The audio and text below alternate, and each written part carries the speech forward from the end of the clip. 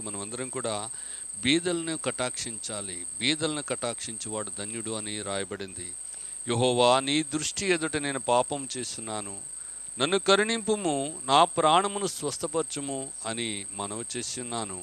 అయితే నా శత్రువులు నా విషయమై చెడ్డ మాట్లాడుచున్నారు.